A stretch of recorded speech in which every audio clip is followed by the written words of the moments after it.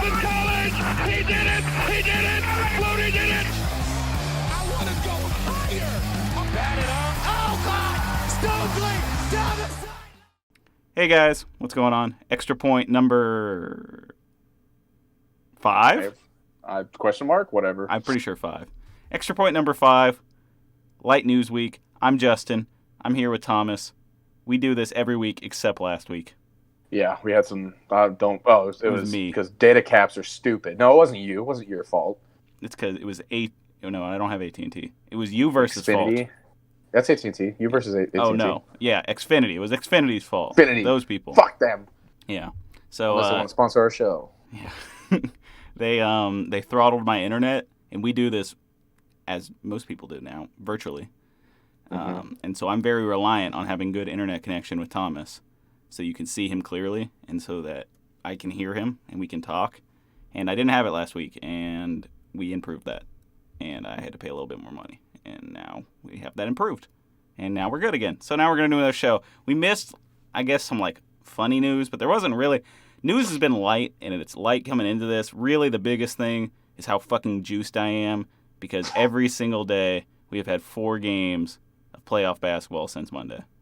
Pretty juiced. It's been nice. It's been nice. Like, literally, from the morning. It's not morning. It starts at, like, 2. Early afternoon. Yeah. It starts at, like, 2 and then goes. We have games on right now. I thought about putting it up, but I'm not sure my computer would handle me streaming, or my internet, for that matter, would handle me streaming and talking to Thomas and recording this. So, yeah, let's plug some shit. We're just going to talk about the playoffs, basketball, a little bit of news. Really only got one story, huh? Not basically it, yeah. Yeah. We're going to talk about playoff basketball. We're going to talk about the Earl Thomas stuff. And then we're going to do our 2014 NFL Redraft. We were trying to figure out what the fuck we were going to do once we run out of redrafts, because that's like 90% of our show. Like 60% of our show. And so, if you guys have ideas, I figure we're probably going to go into start being like Bleacher Report, and we're going to be like, hey, the 25 most important point guards in the last 10 years. Most of 25? So yeah, we're gonna figure that out. But it'll be stuff like that probably, till there's like games going on consistently in multiple sports. There's stuff happening. Yeah, we need news. If news is bigger, maybe we can make something smaller, but we'll figure it out. But for now, we have redrafts until 2020. If news is bigger, maybe we can make something smaller. Yeah. I think that still adds up. If news is bigger, so if news is a larger part of the show, we can make like a smaller second part. Okay. It doesn't have to be. I wasn't picking up what you were You're not putting fucking galaxy brained like me. I'm not.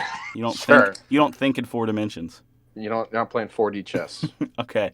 So let me plug some shit. If you guys want to support the show, the best way to do that is to go to our YouTube channel, to go to our Apple Podcast page, to go to anywhere you listen to this, and interact with it. Whether that's liking it, preferably not dislike, but if you feel that way, do what you got to do. Comment on it. Subscribe to either Apple Podcasts lets you subscribe, and so does YouTube. I don't know if the other ones do, because I only use those 2 things. But I know we're on other things. We also have a Twitter. Yeah, we do. I don't know if I said this last time, but at one point we were over 1,000 followers. Once the XFL shut down, things started trickling down. I also think people are kind of pissed off at me because I like to self-promote a lot. So we're like at 980. What's a Twitter account for? I mean, fair enough. And then what I actually type on there is not like all that fantastic sometimes. I need you to get on there and I just need you to get on there and type like some hot takes. A thing. Need me to do any ounce of work for this I need you show. to get on there and be like, LeBron James has a bigger penis than Michael Jordan, and this is a fact. Here's 10 reasons why. I got to come up with 10 reasons for that? That's a lot of reasons for that topic. You can see in the 2016 famous, or was that 2015? The 2015 famous The Block, or was it 2016? It was 2016. It was 2016. In the 2016 The Block, you can see his bulge here as he goes up and drops his right leg. That's what I need, that kind of analysis on our Twitter. I don't know if I can give you that kind of analysis, but I'll do my best. Well, if you're looking forward to that kind of analysis, hop over onto our Twitter, follow our We Twitter. haven't already lost you. Talk about dicks. Okay. I think it's everything I need to plug. Let's talk about the Earl Thomas thing. Get it out of the way first. Mm-hmm. Sure. Okay, so from my understanding, bullshit, right? Mm-hmm. Because that kind of shit happens. And Well, I guess I should set it up. The fact yeah, go ahead. or you probably set it up better. Set it up. Okay, so there was apparently a conflict at practice where Earl Thomas and other safety Chuck Clark for the Ravens got into a physical altercation where Earl Thomas threw a punch at him or whatever. Apparently, this is just a culmination of multiple things that have been going on with Earl Thomas and the Ravens. Apparently, he's been late to meetings. He's been just kind of a general douche and stuff like that. And I almost said the Eagles. The Ravens are a team that I think pride themselves a lot on team culture and just like team chemistry. I think that's part of the reason they've been really, really good for so long. So they released him today. They probably tried to trade him, but nobody wanted his contract. So here's my thing. If it's other things, which I think we can speculate that maybe it is, but we don't really know. If it is literally just that he had a fight in practice and now they're like, oh, and it got public and now everyone knows about it and we got to kick him off, well, that'd be dumb. I think, yeah, it would be dumb. The other thing was Earl Thomas also himself made a post on Instagram and posted like the play and was like, and it's like, dude, like, what are you doing? Like, it's okay. Yeah. But probably not a good look to show one of your plays and like team foot because that was clearly like on his computer and like his footage that he has to review. So, so you probably don't want to be showing that to people. It's all a bad look for Earl Thomas, but like it's not. To me, it doesn't warrant release. You know, we've seen people do worse shit and not get released. Yeah, but like I said, I think the Ravens are a little more keyed into just their team culture and everything. Who else do they have at free safety? They could step in there. Let's see, because I actually don't know. But you talk while I look at their depth chart. Man, how do I talk? Earl Thomas. The thing is, Earl Thomas isn't the player. Like, he's good. He's good, and he's definitely could be a starting free safety, but he's not Earl Thomas of 2015. So they have Deshaun Elliott, who is from University of Texas, I believe. They have a rookie, Geno Stone. He might not be a rookie anymore, but he was a rookie recently. He was okay. Slim pickings otherwise. So it did probably just get a little bit easier to score against the Ravens, but whatever. They have a good defense anyway. They have a solid front seven. They have a decent defense. They have solid corners.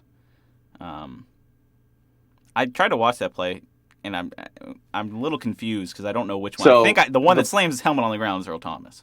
Yeah, the play so what was supposed to happen was there was a miscommunication of some kind, and Earl was supposed to go help the corner in the deep zone, but he didn't for some reason. So I think Chuck Clark was like, "Hey, what the fuck?" And then it was, "Hey, what the fuck?" And then blah blah blah blah blah blah blah, and then all that happened. So apparently this is just like a long incident of things because even his teammates were like, "Bro, I don't like Earl Thomas. Like, get him off the team, please. Like, Jesus." So, which this might have been an elaborate ruse to collect $22 million for 1 year so we could sign with the Cowboys, which I think is what's going to happen. So we'll see. Maybe. I mean, he'll have more time to hang out with his brother, that's for sure. Yeah. So weird. So weird. That was one of the weirdest stories. So weird. Yeah. Okay. Was that all we had to talk about Earl Thomas? That's basically it. I mean, he hasn't signed with anybody as of right this second. If he's going to sign with anybody, looks like it's either going to be the Niners or the Cowboys, but I bet it's just going to be the Cowboys. So yeah, it should be the Cowboys. Yeah, that's where he wanted to go anyway. And then was he traded to the Ravens, or did he sign with the Ravens? No, I think he wanted an extension. He might have been traded to the Ravens, actually. I'm about to say, why didn't he sign with the Cowboys? He must have been. Hold on. He must have been traded to the Ravens then. No, I don't think he was because he was signed. I don't think he was either. That's why I don't think they wanted to give him the money that the Ravens gave him because the Ravens actually gave him a rather large contract. That's true. Did they lose is there dead money now because they released him? They basically have to pay him $22 million for 1 year of service, but that's it. That's it. Yeah, which I mean that's still $22 million. But. Okay. Let's see. Anything NFL? Let me just think off the top of my head if there's anything NFL we should talk about. I mean, there was a little bit of COVID stuff because there was all those false positives. The Vikings got fucked. The Browns got fucked. You said it was just mostly Midwest teams, right? So it was mostly Midwestern teams because they all sent it to the same lab, and apparently that lab fucked up. So I know you guys canceled practice. We've since reinstated everything. Is going back on. Yeah, like but tomorrow. there was supposed to be something happened today, and they didn't do it. Yeah. I wonder if the Vikings did the same thing. I don't know. But yeah, don't. I mean, that's gonna happen. False positives. Mm-hmm. I mean, that shit happens, and they have to find a way. I mean, if that happened right before a game, what do you do? You can't be having false positives. If that happened, if this was if the NFL season was going on right now, and it's Sunday today, when we record this, and all this shit got canceled on Sunday, like our game's getting canceled on Sunday, and then how do you make that up?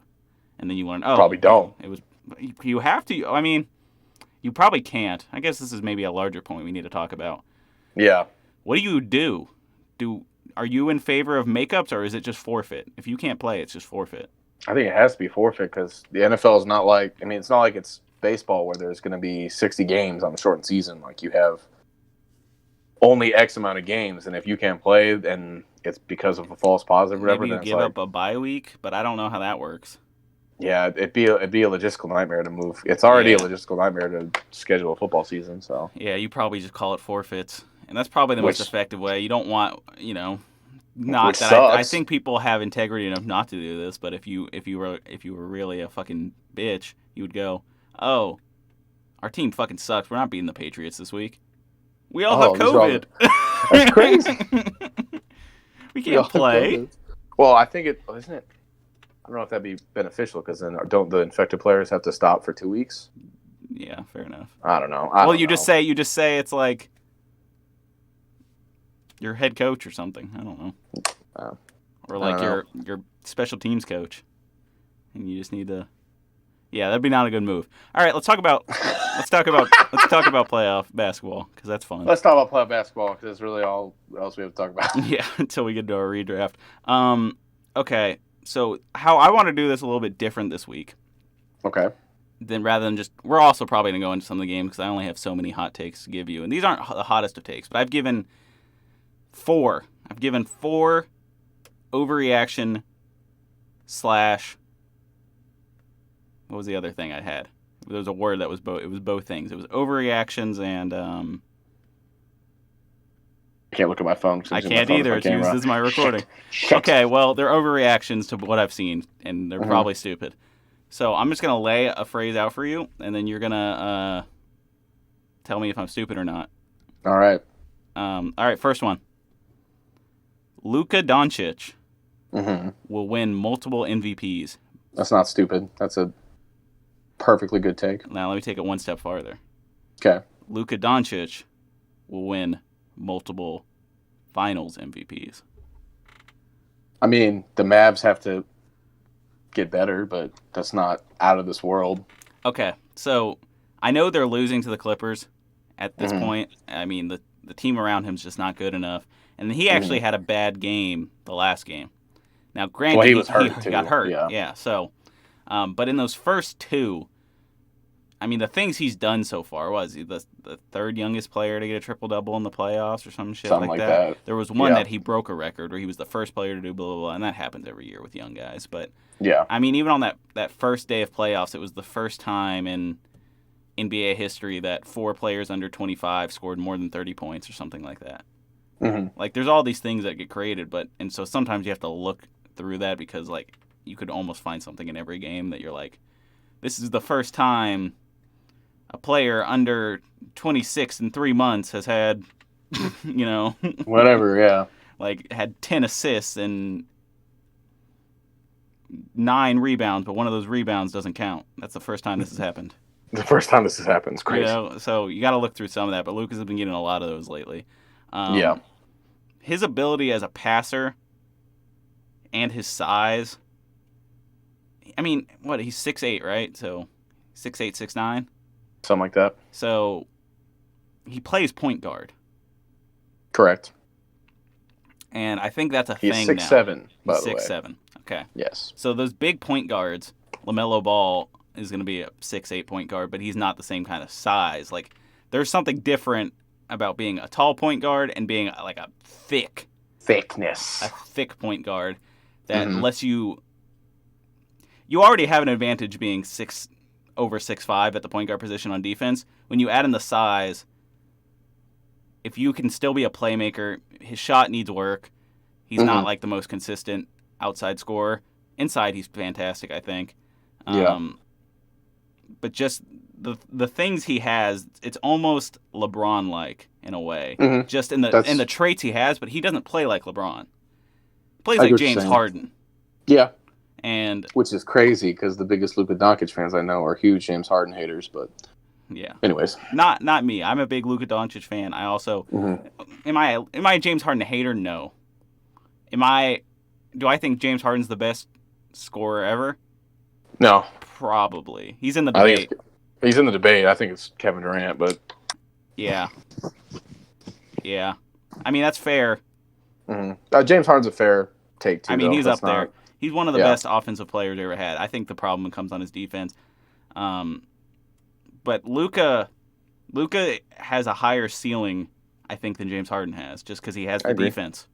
I agree. Maybe he'll probably be on the same level as a passer. I know there was that between the legs pass that Luka Doncic made that was like big hype, and then Rockets fans proceeded to like show like 12 videos of him doing the same ones. Here's the difference. James Harden's like 30. Fair. Luka Doncic is 21.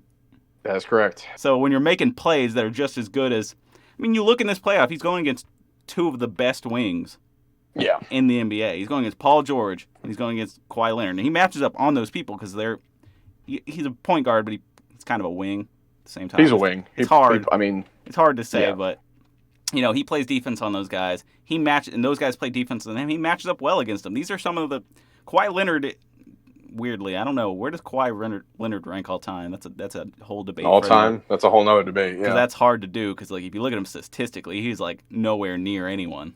Like he is so far down on like any of those statistical measures. But there's something about Kawhi Leonard, like he's a winner, and like where do you put that?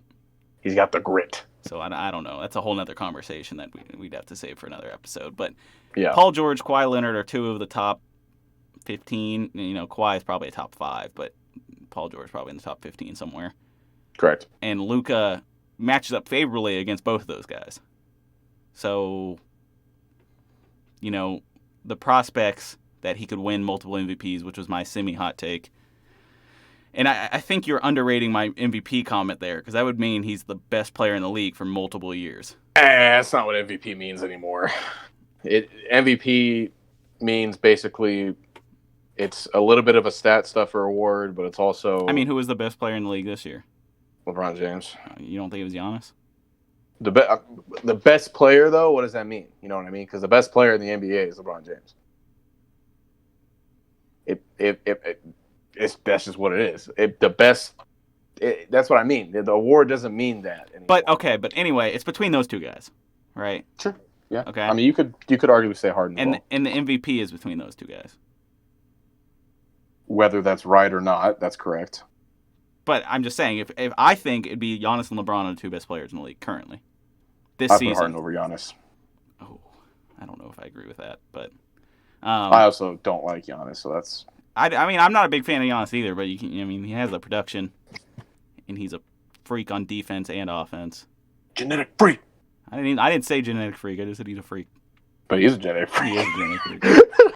I'm not using corny phrases. But yes, he's very good on offense and defense. And then, this is still a Luka Doncic conversation. I forgot how they're connected now at this point. But anyway, I was trying to make the case why MVP is kind of a bold take. Because you have to consistently, for multiple, now granted he's young, how he holds up, I don't know, because he's not the most athletic looking dude, and you often wonder about the health of those kind of guys. Especially now where he's 21, he's having, it's an ankle injury that he's dealing with? Yes. So, that's not a good sign, but let's hope. Not ideal. Let's hope that's not like a thing. But if he can stay healthy, I think he can be one of the top 2 or 3, maybe even 2 or 3 players in the league for multiple years. I mean, I I agree. just think he has the complete package, especially if the outside. You don't even need to be. I mean, Giannis can't score outside, so like, what are we? Mhm. And LeBron's not Exactly. like a consistent outside scorer. Plus, LeBron probably is going to retire relatively soon. Right. So. But LeBron's never been like an outside scorer. True. So you don't have to be an outside scorer to win MVPs. I don't. The thing about the MVP award is I don't even know what the criteria is anymore because it kind of seems like it's just not given out at random, of course. But like, I don't know. Like with the year Giannis won it, I thought Harden should have won it. The year Westbrook You won thought it, Harden should have won it. I thought Harden should have won it. Well, maybe there's a sign here with you. Well, but I'm just saying, like that's what I mean. Like, if we're going off the best player in the league, which is what the award was supposed to be, I guess, then LeBron James is going to win it every year. Some people are like, well, the most valuable player, if you look at their VORP and then their contracts, like, no, that's not what it means. I don't know why I slammed that. Like, that's stupid. MVP voting, I don't think it makes sense anymore. I think it's more about who's the most high profile and then whose time it is. So I think Luka has plenty of time to have his time, whatever that means.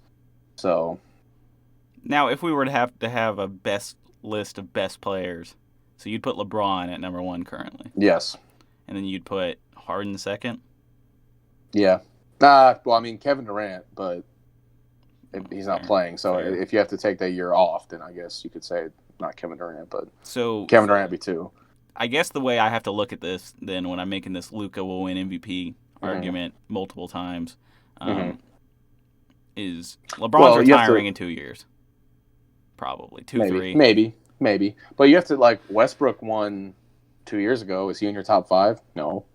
But Westbrook won once. I think the difference here is that I'm saying the reason I didn't just say Luka will win an MVP is because that can be fluky. I think if you win multiple times, you have to be consistently one of the best players. Okay, that's fair. And that's why I think it's more of a hot take for me. Okay. I just think Luka he's so young and he already plays like he's one of the best wings in the league. But he's a point guard. So, I don't know. I mean, he's the primary ball handler. Well, but LeBron James is the primary ball handler for the Lakers. Does he LeBron's play point guard? Kind No, of. he's not a point guard. But you would, if you're saying like who's the best point guard in the league, only the biggest nerds are going to be like LeBron James. So, you know what I mean? I'm pretty sure Luka Doncic is listed on the roster as a point guard, though. Yeah, but like that's the not difference. Like you would when you build a lineup with LeBron, you're putting him at small forward, but when you build but a he lineup, carries the ball up. He does everything that a point guard does besides being called point guard. That's what I mean, though. You know what I mean? fair enough. But anyway, I can't even remember what I was trying to argue there. But let's say, I mean, it's not impossible that Luka could win one a year or 2 from now, even if I don't think LeBron's that's still in the league. Yeah, I don't think that's a bad. And then take. he could I think very that- well run it when those guys get out of the league. I mean, LeBron's not gonna get better. No, So, and I think that's a perfectly reasonable take to have. I don't think that's a hot take. all right. Now here's the debate take because that took longer than I thought it was gonna take. But this is the debate take. Okay. I think the Lakers are out early in this. Now, personally, Mhm. I think there's a chance they lose in the first round of the Blazers. I think there's still No a chance. way. But No way. I tempered my expectations on this and said Lakers are out early, which means they could lose next round. I don't know who their matchup is. It'd be the winner of the Nuggets and the Jazz, I think. Is that correct? So I don't think they play the Clippers right away, wouldn't they? No, they wouldn't play the Clippers right away. Yeah, so it'd be the winner of Denver and Utah. Both teams. more matchup. so Utah. The probably. the Blazers are more interesting than either of those teams. So The thing with Utah, mhm. if they end up playing Utah, is that we've seen the best way to stop the Lakers so far in this is to stop Anthony Davis. If there's one player who can stop Anthony Davis, it's probably Rudy Gobert. Rudy Gobert. So maybe that creates problems. My biggest takeaway on this first series, and watching him in the bubble too, is that LeBron's great. Yes, LeBron's special, and you're never going to really slow down LeBron. He might have a bad game, but he's still contributing in a way. His bad game is like 15, 8, and 9. Yeah, he's still contributing, and it's. I think the players around LeBron, except for Anthony Davis, are not players you can really count on, especially because they can't shoot for the most part. Like occasionally they'll get on, periods. I think they can shoot sometimes, but it's more often than not that they're having shooting problems. Correct. been I agree. visible the entire season. That's And- kind of been the issue with most LeBron James teams after Miami, even in Miami a little bit at that last year. And so I think this team's just so reliant on Anthony Davis having a good game, and when he does, they win. It's almost guaranteed. If Anthony Davis is having a good game, that team's going to win. Mm-hmm. My problem is then relying on Anthony Davis. I think the best matchup for the hopes of getting the Lakers out of the playoffs was the Blazers in this bracket before they get to the Clippers, because I don't know. Because they have the Hassan Whiteside and the Nurkic double team, basically. Right. So they can kind of do whatever they want there. The Jazz have Rudy Gobert. They don't really have any other imposing big men. I mean, Denver, if they get out, have Jokic, but he's never been that great at defense anyway. He's not. I'd be much more confident in a matchup against Rudy Gobert that they could low-key pull it off. The scary thing is, like, I just think that's 100. At first, I was like, well, what's the issue? The issue with this team is shooting, which is still the case, but really the issue with this team is that they rely too much on Anthony Davis to win. I think that'll change once J.R. Smith and Deion Waiters get a little more minutes and then kind of get back into the team, or if Danny Green decides to stop being he played better last game, but not he very played well good defensively. Danny Green is a good 3-and-D player. It's just it's just so weird not as consistent as the when D. he was in San Antonio, like that year they played Miami in the finals. It was like automatic, like, oh, Danny Green's open, and he had problems in Toronto too about not playing very well. So yeah, I don't know. I mean, obviously he's a good player. I'm not gonna be like Danny Green sucks. But you look at that Toronto team last year. Danny Green is supposed to be their clutch 3-point shooter on this team. Which was not the case in Toronto. This whole building of this Lakers team was supposed to go a lot different, but people signed elsewhere, or people just got hurt and didn't want to play with them. So that's just kind of how it goes, you know. And then they had to have known that, like, their biggest issue is they cannot shoot threes, and that's why they go grab Deion Waiters, and that's why they go grab J.R. Smith right at the end. Two players that LeBron James doesn't like. He might like J.R. He might like J.R. Waiters. He might like J.R. still. He doesn't under on how often J.R.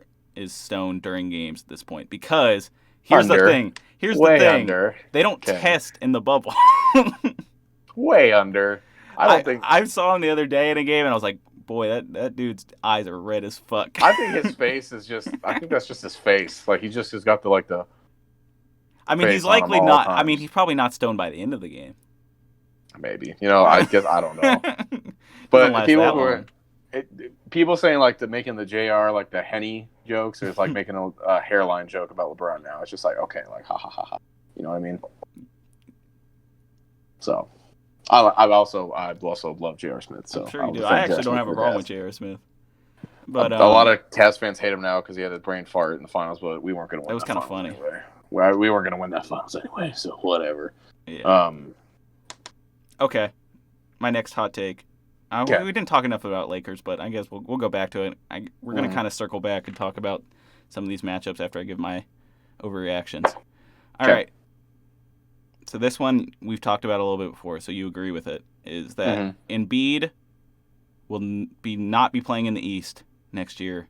Or at least he won't be playing on the Sixers. I kind of made this saying that. I just feel like the Sixers wouldn't trade him to an Eastern team. Maybe. That was my thought. That's why I specifically said he's not playing in the East. But yes, I don't think he'll be playing for the Sixers next year. That's really. I think the Sixers are either going to blow it the fuck up, which I think they should do, or they're going to pick between Simmons and Embiid, and I think they'll pick Simmons because that's kind of how it goes. And I mean I don't mind Embiid. I used to like him a lot more. But there's something about the Sixers. I think they just need a change up because it's clearly not working. So. I was watching the Bill Simmons, Ryan Russillo. They were doing like a lottery draft type thing, you know, like they were doing the lottery, and they were having a show. And I forget who made the point. They had a former player on. I can't remember who it is now. Who was making a point that the early years of that Sixers team is the reason why they're bad. You can't teach a team that the process, aka we lose until we win, is the way to do it. Because then once you've taught a player that you can still you can lose. You've learned to be a loser. I think That's hard to get out of, and I think that is Embiid's problem. I think that's the whole 76ers problem is that they're always like, it'll get better. There's a point ahead that we will find success. I think it would have been a different story had Markelle Fultz worked out, and had they had another player there, and I think that was kind of the start of everything being bad. I think they gave up on Markelle Fultz too early. I think they tried to do they tried to do a bunch of weird shit with him for some reason. Like, were they the team that was like, all right, we're gonna have you change up your shooting motion? Okay, you shoot with your left hand, now shoot with your right hand. See what happens. It's like, what are we doing? Like, that just seems like a lot of weird. And I mean, I don't know the situation, so whatever. But like, say they had taken instead of Markelle Fultz, if they had taken, I mean, Lonzo Ball probably wouldn't have made a difference there. But like, if they had taken De'Aaron Fox, might be different. You know what I mean? If they had taken... I don't know if that would work. Only reason I know you're giving an example, but I think you need a shooter. Well, that's just that's like the only other point guard in this draft class. Maybe if you grabbed... Kyle Kuzma. No. I know you hate Kyle Kuzma. I hate Kyle Kuzma. A guy like even... I just think you need another... you don't need another playmaker. You need another guy who can space the floor. Yeah, but I mean, it's just that was kind of the start of the downfall, and then signing Tobias Harris who I like Tobias Harris, but that's too big of a contract. So getting Al Horford for that big of a contract, because that's a super win now move. But if it doesn't work out, then you just look awful, and it didn't work out, so you look awful. Well, they just expected him to be a much better shooter than he is. Well, they expected, they basically just like, look, just shoot and grab some rebounds sometimes, and maybe defend sometimes, and he didn't do any of those things. He can't do any of that. And so I mean, it's just that's what it is. A lot of people are saying like they need to just fire Brett Brown and get a different coach, and you'll be fine. It's probably I kind of agree with that too. I think you just need to get rid of everything. That's what I mean. You probably keep Ben Simmons. That's probably the only one you keep. Even though Ben Simmons could be the problem, but if you can build a team around Ben Simmons rather than try to fit Ben Simmons into a team you've already constructed. Especially since Ben Simmons is only 24. Yeah. I mean, I think you bet on that talent still. And he's not injury prone like Embiid is. Yeah. Like, you have to wonder, like, it's like the effort or is it injuries? I don't really know. There's just something wrong with Embiid that he has all the talent in the world. Like, I think it just isn't working, and I think they would be wise to see what they can get. If they could maybe, I don't know, like trade with the Warriors for their first rounder and something else because they would need more. I don't know how NBA trading works, so there's a whole lot of different rules. So they probably need to get a player with that. I don't know. I don't know if you need to get you could get a pick. I mean, you can't just trade a player for a pick though, right? I mean, you can if their salary cap works. That's right, because NBA trading is actually I actually like it that it has to be even for a little bit. But you can't put it doesn't necessarily have to always be even, but you can't put a team over the cap, the luxury line, yeah. So you have to if you can trade a player to a team that's not going to go over the cap or go over the luxury line by acquiring that player, then you can make that trade. We'll see what happens with that. I don't even know the Warriors roster outside of the big whatever that who would even be good for the Sixers to make. So I don't know. The problem is the biggest thing with the Sixers is like they have pieces and you're like, this should work, but it's just the team comp doesn't work. Yeah. Because like Tobias Harris is a good player. Matisse He's Thybulle, just on too big of a contract. Matisse Thybulle is a good defender. Yeah, they have players that fill roles that they're I don't know. They're just I think you just need a shooter. You just need a really good shooter on that team. They have JJ Redick. No, they don't. He's on the Pelicans. Am I high on drugs? Yes. I'm high on drugs. What on earth is wrong with me? Sorry, I had a flashback. They got rid of him. He was on JJ Redick was on the 76ers last year. See? Yeah, now he's on the Pelicans. They don't have a shooter. They don't have a good shooter. And so you get rid of Embiid for the best shooter you can get for Embiid. I don't know if you definitely don't want it in this class because there's no shooters in this class, especially at the top end. Because you would get a top end pick for Embiid. So, I don't know. They're in a tough situation. Who do you target with that? Because it's hard to trade him too. Because what are you getting out of Embiid? Like, am I getting a guy who's going to be able to play consistently? Yeah. And depends on what team also really, really wants them. Like if they're really sold on they need a center. I don't even know what team that would be. Part of me is looking at the Pelicans. Like they could make a trade with the Pelicans. I could see Embiid on the Pelicans. I don't know who they would take for him though, like Josh Hart and another player. Maybe Drew. Maybe. I don't know. NBA trades, like I said, are weird because you never Pelicans really know. feel like they need to blow it up too. So Yeah, it's never because NFL trades are usually pretty straightforward unless they're the Giants and they have no idea what's happening. So I don't know. Yeah, because you never know what a team likes, or at least I don't know because I'm not that knowledgeable about basketball. Maybe someone in here is like, it's the easy solution, but I don't know. this first round was just so damning against Embiid because it was like it wasn't working. So what happened? It wasn't working when it was Ben Simmons and Embiid, and you're like, okay, so it's one of them. One of them two is the problem, probably. And then you were like, okay, well now Ben Simmons is out. Now we're gonna get to see if Embiid is good without Ben Simmons, and he wasn't. Yeah. Despite in the first game, I was very confident. I was like, the Celtics don't have anyone who can really match up with Embiid, the things he can do. But it just quickly, it's like the effort, and it's inconsistent, and what are you know? So I just think you get rid of Embiid, you keep Ben Simmons, you bring in a shooter, but like a high-level shooter. If you can get that for Embiid, I don't know what team you could trade. But who would be a high-level shooter? That's the. I have one, but I don't want to sound like a homer because I don't really want Embiid. But well, like Buddy Hield. I thought that too, but like I don't. I mean, it's possible if the Kings want that, but they probably have to include. I mean, they probably want to get rid of Bagley too at that point. But I don't know if you might have to include Bagley or a pick. I don't know. I don't know how NBA trades work. Keep Bagley. Well, so Bagley is still only 21. Yes, but does he work with Embiid? Is my thought. Bagley is an absolute liability on defense. Yeah. He's a good rebounder. Though that potential hasn't completely gotten there yet either as a rebounder.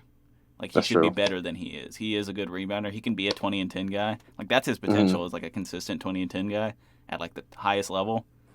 Yeah. Which he's done in, his offensive game isn't quite there either because he's so he's so dominant with his right hand. You guys can't even take Embiid's contract unless you get rid of some other money too. Well, we'd have to probably not re-sign Bogdan this offseason. I'm on the trade machine right now, so Bogdan's a free agent after the season. Well, his isn't counting after this, so does he have a trade exception though? Yeah, his contract's not that big. It's only $8 million. Yeah. So I don't know. Embiid needs to play somewhere else. I just don't know where it would be. I think you have to trade him to someone with a shooter. I think the Kings are just desperate enough that they would try it. I think the Pelicans are desperate enough that they would try it. Sorry, I'm looking at the trade machine. I'm sitting here blank trying to think because I'm like, I had a thought in my head for a second. And I was like, I don't know if that works. It kind of does, but the Celtics, maybe. But would the 76ers trade Embiid to the Celtics? Probably not. Probably not. You're probably right. That's why I think other Western teams that need a center that would want that. The Lakers maybe if they just said fuck Dwight Howard. Yeah, Embiid, Anthony Davis, and LeBron. Can they even afford that? No way. Memphis maybe if they even like that because they have Valanciunas. They have Jaren Jackson. Shitload of money. They do have Jaren Jackson. He plays power forward. Let's look at Nolans. I think New Orleans is probably a good fit. Though Zion and Embiid is that the same issue you have with Ben Simmons and Embiid. They also have, I hate Jackson Hayes though. This is actually very interesting because I don't know about you, and I can't speak for you, but like myself, I'm not super knowledgeable about the NBA and basketball in general. I'm I have fairly surface knowledgeable. Knowledge.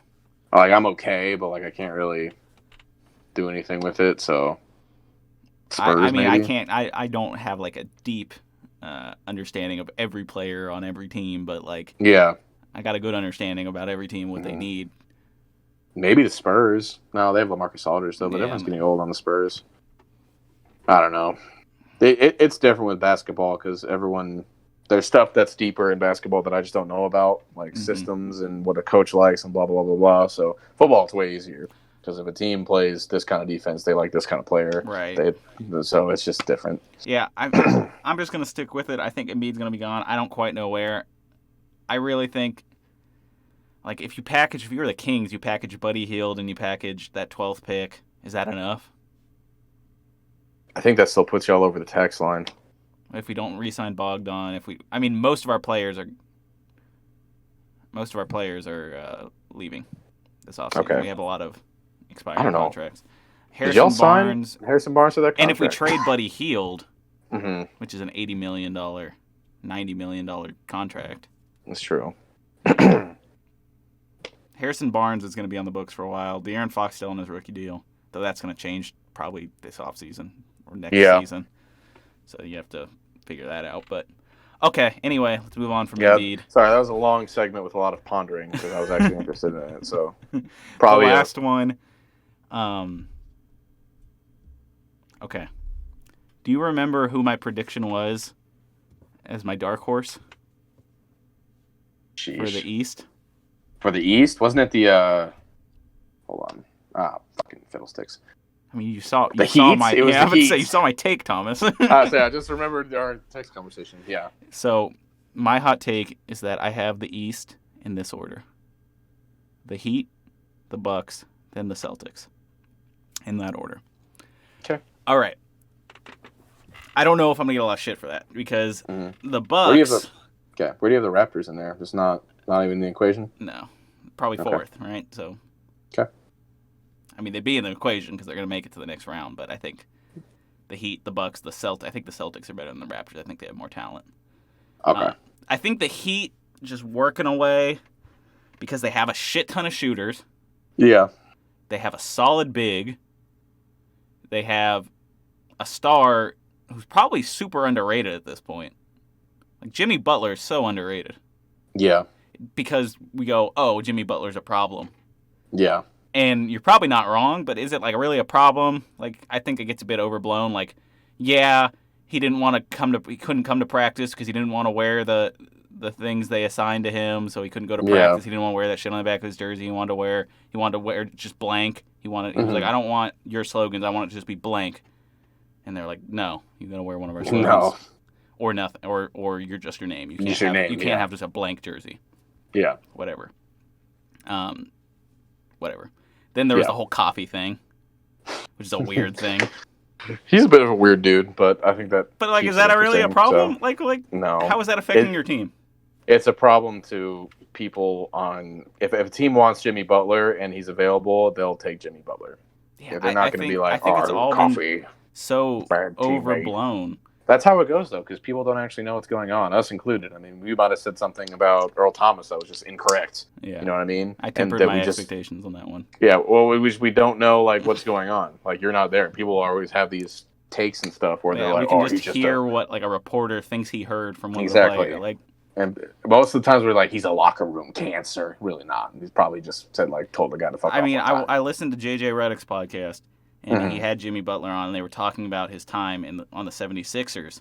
And, like, he was like, immediately everyone thought I was an asshole. Like, I hadn't done anything, and immediately everyone was like, you're an asshole. And he was like, well, if I'm an asshole, then I might as well lean into it. I'm going to, no point of trying to, if everyone already thinks I'm an asshole, no point of trying to be not the asshole. And he wasn't being an asshole. He was like, I don't think I'm an asshole. What I was doing in the 76ers is, what was the exact thing? It was like, we sat in this room watching film for 2 hours. And we did nothing. We didn't talk about it. We didn't do anything. And he's like, what are we doing? He's like, why are we just sitting here doing nothing for 2 hours? He's like, I'm not going to come here if we're just going to sit here and do nothing. He's like, what's the point? He's like, you guys start doing something. We start talking about strategy. We start talking about plays. I'll come. Right now, we're just fucking wasting time. Yeah. And so immediately, branded as a bad influence. No, he's trying to make you better because he's like, what you're doing now is nothing. And J.J. Redick agreed. He's like, yeah, like it was fucking stupid. And then there was like a whole thing, like he called out his teammate. He's like, I didn't call out my teammate. I went up there to the coach and said, hey, we're not fucking doing it. He's like, well, we're doing this wrong. And he's like, we all agree. And then no one else was speaking up. And he was like, blah, blah, blah, agrees, right? And the guy was like, So they had talked about it. Yeah. You know, it's just like he was trying to be vocal and they didn't want him to be vocal. Yeah. Which that's critical misunderstanding of what Jimmy Butler is. If you're like, nah, shut up, Jimmy Butler. Like, Jimmy Butler is very good. And Jimmy Butler's been around for a long time. And now with the Heat, Jimmy Butler is in the role that he should have been this entire time, and part of the reason I don't think it worked in Minnesota and part of the reason I don't think it worked in 76ers is Jimmy Butler should be your number one guy. Plus, I also think Eric Spoelstra's, I think one of his best qualities as a coach is he's just really good at managing personalities. So I think that is a very big advantage. That team seems to like playing with each other. Yeah. That team seems that everyone knows what they do. Jimmy Butler knows I'm the star here, which he should be because he's really fucking good. He's a great defender. He's a good three-point shooter. He's a good inside scorer. Like, he has everything you need, and he's at the shooting guard position. Jimmy Butler's mad underrated. And Justin loves Jimmy Butler. I like Jimmy Butler a lot. I actually used to not like Jimmy Butler when I first started watching basketball because I bought into the hype of the news. Jimmy Butler's an asshole. Jimmy Butler doesn't work. The mainstream media. And then you start listening to Jimmy Butler and you watch him more and you go, this guy's really fucking good. And he's just miscast as this problem, and I don't think he's that big of a problem. He's not a worse problem than some other players. And he's really fucking good. So, okay, anyway, back to why the Heat. The Heat have a legit shot here just because they have great shooting. You know, Tyler Hero, Duncan Robinson, and one more player. Bam Adebayo. Not Bam Adebayo. Not a shooter. Yeah. One more guy that is on the tip of my tongue that I cannot remember. Anyway, there's a third guy. Yeah. They're all kind of role players, and pretty much all you need is Bam Adebayo to play good. You need Jimmy to play good. And then you need one of those three guys to play good, and that team wins. Goran Dragic? Yes, Dragic. Okay. So if one of those three guys, either Hero, Robinson, or Dragic, plays well, and Adebayo, who will consistently play well, and Butler, who will consistently play well, you're really just counting on one of those three guys. And if you have three guys who are super solid, good chance one of those guys is going to go off. And if that's a winning formula. They have three guys who are super solid at all times, I think. And those, you have your interior defender, rebounder, big. You have your versatile scorer and great defender. And then you have another scorer between Dragic, Robinson, and Hero. Yes. That's it. I mean, it just works. I think that team is so well built and has everything you need. The entire team is 3-and-D, except Adebayo, but the entire team is 3-and-D, and that's today's NBA. That's just a team that works, and I think they go deep here. Their biggest problem is probably the Bucks, but I need to see, if the Bucks are very reliant on Bledsoe to be good.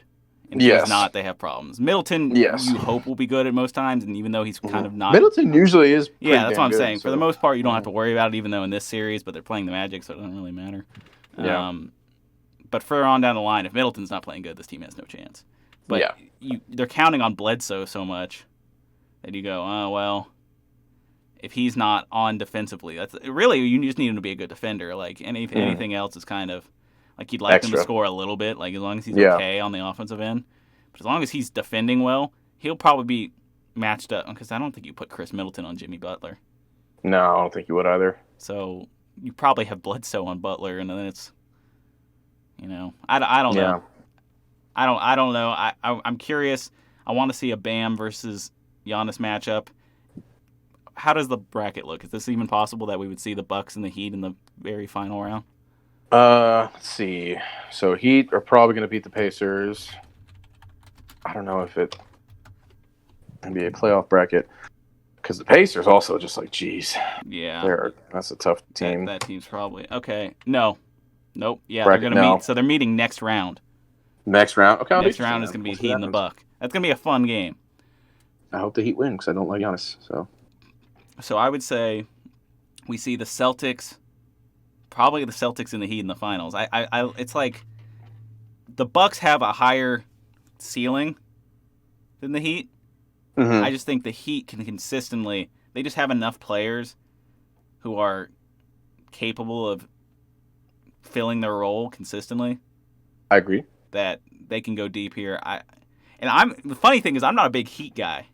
Not a big Heat guy. I'm just generally, and it's somewhat biased because I just knew someone in college that was a big Heat fan. He really just did not like him, so the Heat kind of got a sour opinion in my mind. But I really have no reason to hate the Heat. But was he also a Giants fan? He was also a Giants fan. Wonder why? Oh, a team won a Super Bowl in around 2011, and another team won an NBA Finals around 2011. I wonder why that is. He was a Heat and a Giants fan. But anyway, yeah, I'm kind of rooting for the Heat. I think the Heat are my Eastern Conference team. I would want the Mavericks to be my Eastern Conference team, but who's my Eastern Conference team now? Probably the... You mean Western Conference? Oh, yeah, my Western Conference, sorry. My Western Conference team would have been the Mavericks, but they're not beating the Clippers probably. Who am I rooting for in the West? It's not the Lakers. Definitely not the Lakers. Come on. Laker gang, baby. I wish not it could be Laker the gang. Blazers, but LeBron gang. we're going to need to see some. I mean, they're going to have to figure out their rotations and how they're going to stop Anthony Davis if the Blazers have any chance. But I'd like to. If the Blazers beat the Lakers here in the first round, it's definitely going to be the Blazers are my team. That's not. There's no way.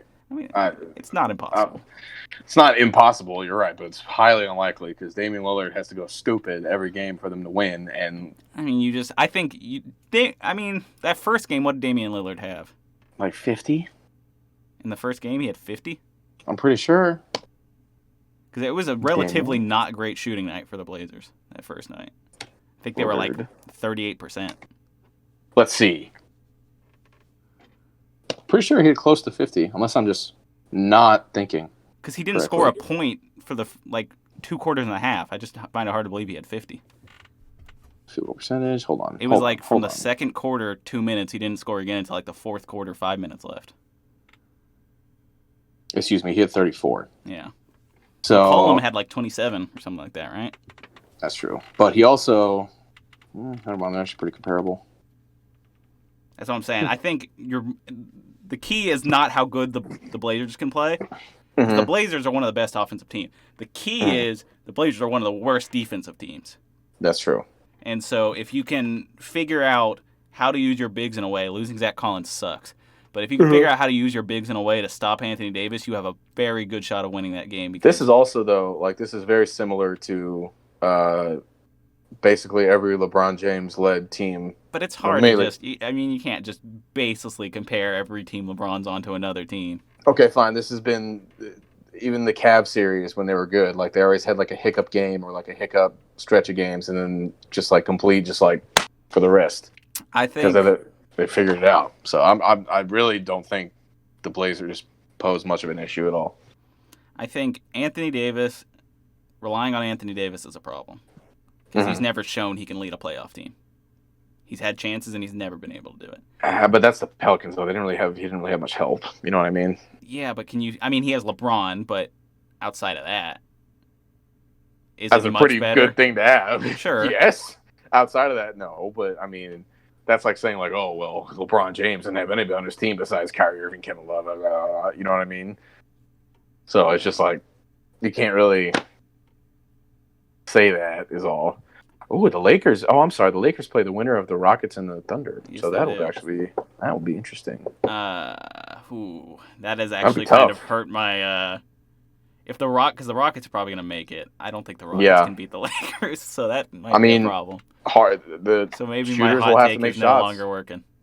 Russell and Harden. They don't have anyone who could stop AD. PJ Tucker is very, very good at defense. He matches up poorly physically, but I think skill-wise, you put PJ Tucker on LeBron, but I don't know if you put PJ Tucker on AD. Well, you have to pick one, and they'll probably put PJ Tucker on LeBron because PJ Tucker, when he was signed by a certain team, they were like, "Yeah, we're gonna stop LeBron," and no. Yeah, that's not a good matchup for the Rockets. Yeah, but the Rockets they don't match up well with anybody. You know what I mean? Because they don't. They match up well with the Thunder. Well, because the Thunder are just not very good. So Thunder have some good guys. Chris Paul has had a career resurgence now that he's because Chris Paul is good. Chris Paul is one of the best point guards ever. He's one of the best point guards to ever play, and I will stand by that. I love Chris Paul. And then fucking Steven Adams is a well. Steven Adams could call. I feel like the Thunder have a better chance of beating the Lakers than the Rockets do. I don't think they do. I think, if you look at it on paper, in just physical size and matchup, yes, but you have to take into account that the Rockets have 2 legit superstars. When is Westbrook coming back? He'll probably be back by next series. I don't know for sure, but yeah. I just worry about, like, you just have no one who can really match up on the most important part of the Lakers team. And True, that's but an issue. Whereas the Thunder have a better shot of doing that if anyone can Yeah. slow down. I mean, Steven Adams could definitely slow down AD to an extent. Steven Adams is probably the best, besides Rudy Gobert, is probably the best defending big Rudy Gobert. here.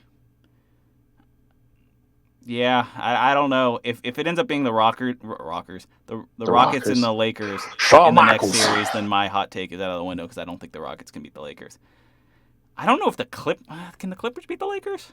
The I know Clippers they are playing have. bad right now. Even though they're beating the Mavericks, the Clippers have been playing bad. Besides Kawhi Leonard, he's been playing well, but everyone else in the Clippers has been playing not very well. You Paul could George has probably been shut playing. down LeBron for the most part if you're. Paul playing George the has been Clippers. playing terrible. So, and he needs to stop crying. Basically, is what I would say to Paul George, who's a much better athlete than I will ever be in my life. So whatever. But like that's what I would say to Paul George. Like, what the fuck am I? But yeah. All right. Okay. That's enough. We've talked basketball. I fucking love playoff basketball, dude. Yeah, that was an interesting segment because that was actually a large chunk. I didn't think that was going to take that big of a chunk, but Well, because I've been watching basketball every day, 4 games a day for the last week, bro, and I want to talk about it. I want to talk about that shit, boy. Okay. Let's move on to our big chunk of today's show, which is, of course, The big our redraft. kahuna. But before we do that, Oh, a word from our sponsors. yes. Thrive Fantasy. Daily fantasy, but not daily fantasy. Prop bets, but also daily fantasy. Hell yeah. So, if you guys are interested in betting on sports, it's a fun thing to do. When you're like me and you like teams that suck, or you're like Thomas and you like teams that suck, a good way to get into. Good way to get into. Oh, look, I got the Kings hat on.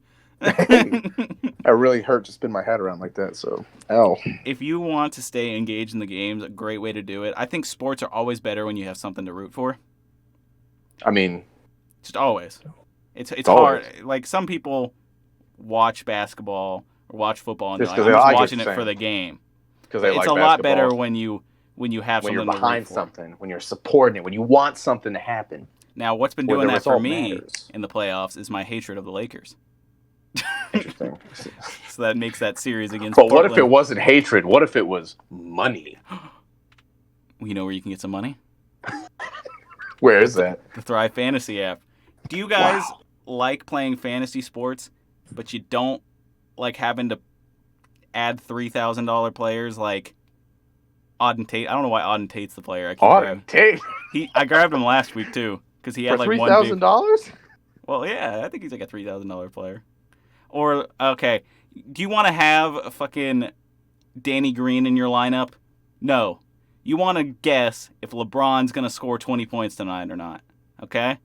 Mm-hmm. So, how Thrive Fantasy works. They give you the best players from all the matchups in any sport. We're talking PGA, MLB, NFL. They have their first week 1 NFL bets up now, so you can go start doing that now if you guys are big NFL guys, which I'm sure if you watch our show, you probably like either basketball or football, because why the fuck would you watch us if not? We don't really talk about Just thinks much we're else. handsome. Just thinks we're handsome. So if you guys are in NFL, they got their first NFL matchups, lineups that you can go bet on now for week 1. What they do is they'll pick the best players, the top 10 or so. It depends on what sport you're doing, but it's 5 or 10 best players. And then you have to choose a lineup based on the prop bets. So we're looking at LeBron's going to score 20 points, over or under. If it's more likely he's going to score over that week, that's worth more points. If it's less likely, then it's worth less points. Okay, wait. If it's more likely, it's worth less points. If it's less likely, it's worth more points, okay? This is the greatest ad read of all time. That's how it be when we don't actually read. It's going off the top of our head. All right? So, yeah, you get to pick prop bets. You build a lineup of prop bets. If you get the most points, you win the week. You win some money. It's a fun way to mix daily fantasy with prop betting. I'm not a big daily fantasy guy because most of it's a crapshoot. And I'm very interested in, like, traditional sports gambling. But it's not available to people like us because we're in Texas. Texas doesn't do sports gambling. You can't go and bet. For some reason. Which is weird. You'd think Texas would be one of the places you would. But there's some places you can, some places you can't. We're in Texas. You can't sports gamble here. somehow Thrive Fantasy has found a loophole where they have now mixed these two things and it still falls under daily fantasy, but you get to bet on prop bets, which are honestly more fun in my opinion. I like that better too. I think you're not going on player performance. Yeah, so I think it's a cool way to gamble. If you're interested, download the Thrive Fantasy app. When you sign up, you use our code XTRAPOINT. It's one word. It's spelled with an X, Thomas. An X. Not a Des Bryant endorsement.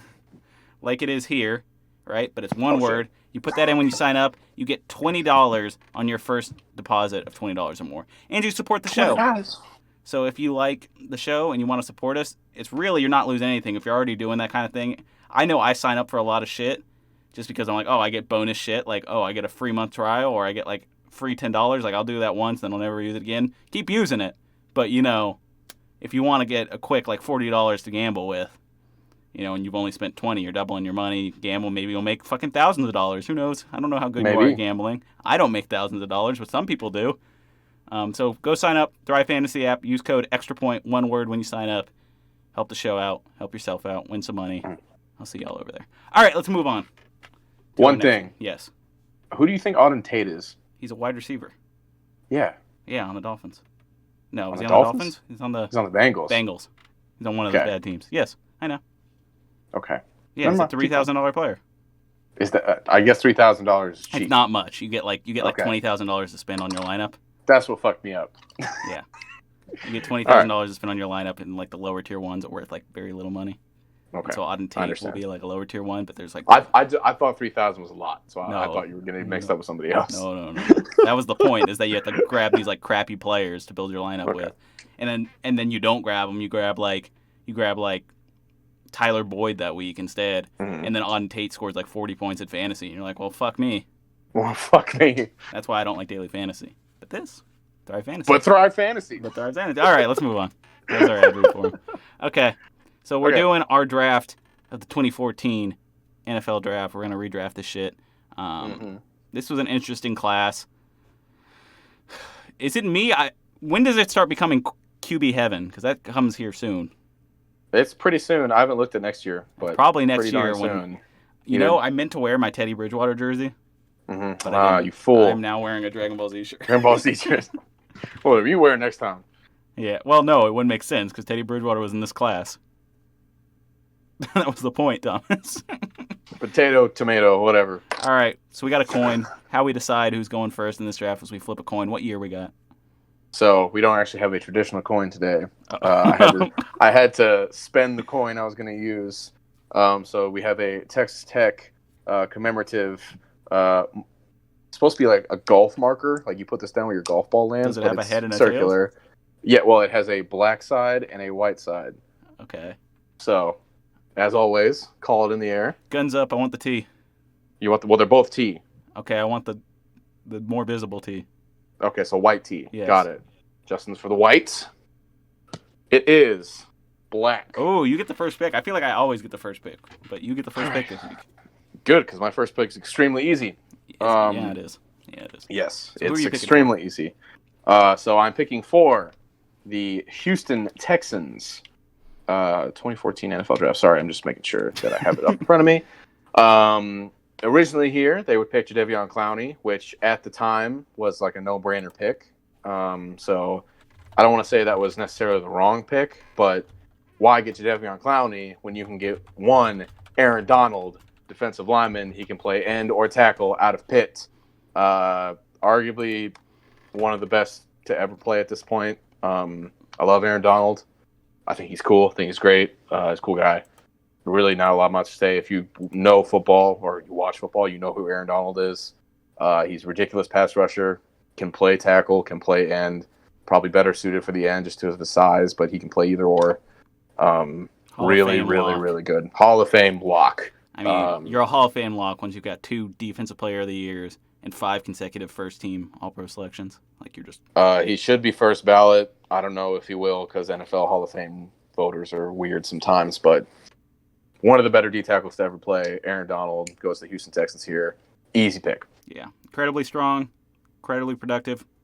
First Trains with knives. Trains with knives. A little weird. Apparently those are fake knives. Did you know that? Yeah, those fucking spinny ones, yeah. Yeah, I didn't know that was fake knives until I saw him on a different podcast. And he was like, "Yeah, those are PF, fake." PFT, or pardon my take. That's what it was. Part of my saying. The dude's They're like, strong, dude. That dude's legs are huge. He's short, he but benches he's 500 stocky as pounds. fuck. Yeah, Right. that's why he got drafted lower because they were like, "He's too short." Yeah, And that's stop the being obvious. Stupid. That's the obvious first pick in this class. Yes. So now you were picking I for think there's a somewhat obvious second pick as well. I also agree. So now I'm picking here for the Rams, who would later go on to get Aaron Donald if this was original, but now he's been taken, so they're not going to get that guy. But they will get another pass rusher. They originally picked Greg Robinson, who... No, not a he's the second guy pick. No, he's the guy that crossed the border with 147 pounds of weed recently, so he's stupid. You look at this team, quarterback Austin Davis. Mm-hmm. So, like, I'd love to grab a quarterback here, but we're not at, like, quarterback nirvana yet. Running back, they could have used anyone. Wide receiver, they could have used anyone. Really, anything, they could have used anyone on their team. It's another. I say this. I always am picking for the Rams for some reason. I always say best available. You always pick for the Rams. They become good at some point, and I'm just waiting for it. I'm just waiting for it. But right now, they're still in that best available category. I'm gonna go ahead and pick the most obvious pick here. I'm gonna grab Khalil Mack. Yep. Stud edge rusher. 5 consecutive Pro Bowls. 3 first-team All-Pros. He has a DP. I can never say this. DPOY. And DePoy. He has a DePoy from 2016. He is, like, consistently a top 5 edge rusher ever since he's entered the league. Like, from rookie year, he was a top 5 edge rusher. And he plays probably the second most important position in football. So if you're going to get a top 5 guy at the second most important, Khalil Mack's good. I really don't have to tell you that Khalil Mack's good. Everyone knows Khalil Mack's good. So I don't really need to defend myself here. Let's move on to your third pick here for the Jacksonville Jaguars. So maybe not. I'm going to say this is like a 99 out of 100 for obviousness. It might not be. Some people might not agree with it, but that's okay. So here I have the Jacksonville Jaguars, who originally would have drafted whoever they drafted here, because I don't know. Blake I don't have it Bortles. in front of me. Blake Bortles, that's right. The need for quarterback is apparent, but it's not Blake Bortles. It's not Blake Bortles, and the rest of this class. You have some okay guys, but nothing to value-wise. There's just no reason to pick them here. So I'm going to go with DeMarcus Lawrence, defensive end out of Boise I had State. third on my board. Okay, good. So DeMarcus Lawrence is super good. He was underrated for the first chunk of his career by me as well. He's just super good. He's an elite pass rusher. He's very good against the run. He's very good at setting the edge, which you wouldn't think looking at his build. He's a complete pass rusher. Nothing really else to say here. He didn't have a great season last season. Cowboys defense in general didn't have a very good season. I don't think that's really his fault. He's probably not in the same category as the 2 guys ahead of him here. No, I would say he's like one a tier or down. 2 below. Yeah, but he's close. But still does everything well. So I think he's probably the most important player on the Cowboys defense. I would say so. Yeah, I think so too. And this is probably a bounce back year for him. He's probably going to have more years of greatness. Well, the rest of the Cowboys front seven is super good too. Yeah, they brought in Everson. They brought in Aldon Smith, who we'll see how that works out. But if it works out, great. They would have had Gerald McCoy, but not anymore. R.I.P. Yeah, we didn't talk about that. I guess that's news, but he blew his quad. Sucks. Yeah. Was it? It was just his quad. He ruptured his quad tendon. Oh, well, that's better than it was. I thought it was a knee injury. No. I mean, I didn't. I just remember when it happened. Everyone thought it was a knee injury. So I think the rehab for a quad tendon is actually, I think it's worse, but I'm not sure. So, R.I.P. Gerald McCoy. Did you say R.I.P.? Man's not dead. Yes.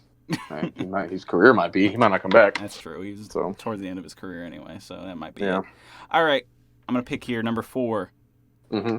The Buffalo Bills, who originally picked Sammy Watkins, who has had sort of a career resurgence with the Chiefs. Yes. With the Bills was not good. With the Rams was not good. Correct. Things are looking better here with the Chiefs. Weird dude. Sammy Watkins is an interesting man. So we're not going to pick the Lizard King here. The Lizard King? Yes, he's the Lizard King, bro. I do not know these memes. I'm not aware of this. He thinks everyone's lizard people, and he's the Lizard King.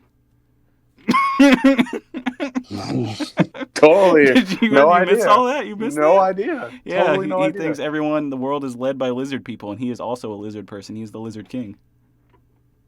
Yes. All right. Not familiar with that at all. Okay, I'll have to do some research after this. You have to. It's an interesting thing, bro. He has voices talk to him from another dimension. Should we be concerned about Sammy Watkins? Yes, probably.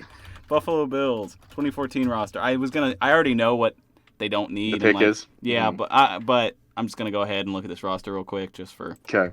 Kyle Orton at quarterback. Obviously, could have used a quarterback. Fred Jackson, a running back. Obviously, could have used a running back.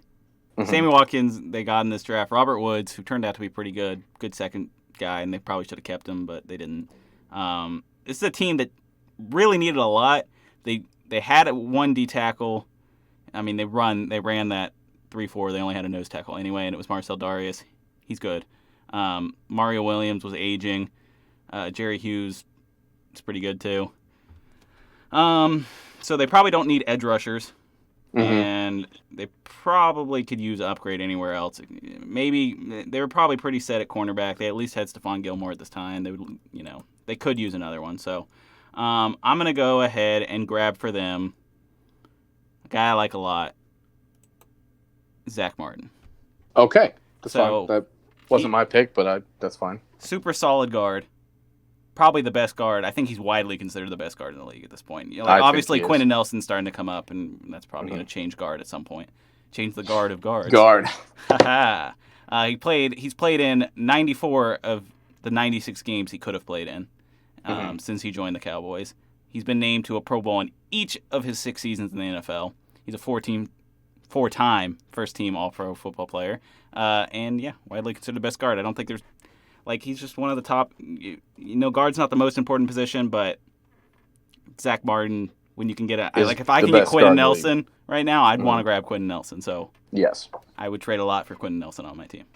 Yes. Okay, so that's gonna be my pick for the Bills.